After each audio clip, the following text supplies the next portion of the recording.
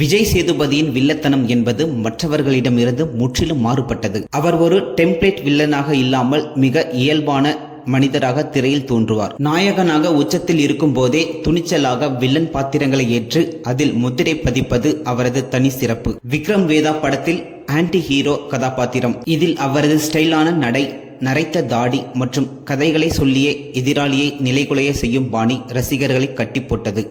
ஒரு கதை சொல்லிட்டேன் சார். மாஸ்டர் படத்தில் ஒரு பக்கா கமர்ஷியல் வில்லன், சிறுவர் சீர்திருத்த பள்ளியில் வளர்ந்து ஒரு மிகப்பெரிய குற்ற பின்னணியை உருவாக்குபவராக நடித்திருப்பார். லோகேஷ் கனகராஜ் இயக்கத்தில் வெளியான விக்ரம் படத்தில் ஒரு போதைப்பொருள் கடத்தல் கும்பலின் தலைவனாக நடித்திருப்பார். இதில் ஒரு விதமான வெறித்தனமான மற்றும் கொடூரமான முகத்தை வெளிப்படுத்தியிருப்பார். தனது குடும்பத்தை காக்க எதையும் செய்யும் ஒரு ஃபேமிலி மேன் வில்லனாக நடித்திருப்பார்.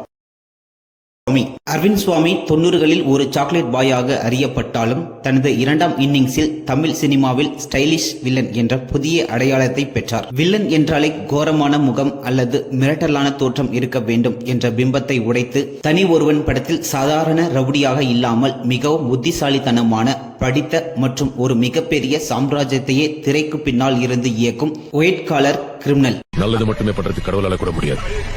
மிகவும் அழகாகவும் நேர்த்தியான உடைகளுடனும் வலம் வந்தார். தனி ஒருவன் படத்திற்காக சிறந்த வில்லனுக்கான பல விருதுகளை வென்றுள்ளார். போகன் படத்தில் இவரது வில்லத்தனம் இன்னும் ஒரு படி மேலே சென்றது. எதை பற்றியும் கவலைப்படாத, ஜாலியான, அதே சமயம் மிகவும் ஆபத்தான ஒரு திருடனாக நடித்திருப்பார். ஹீரோவுக்கு சவால் விடும் போது இவர் காட்டும் அந்த நக்கலான சிரிப்பும் திமிரான நடையும் இவருக்கு பேட் பாய் இமேஜை கொடுத்தது.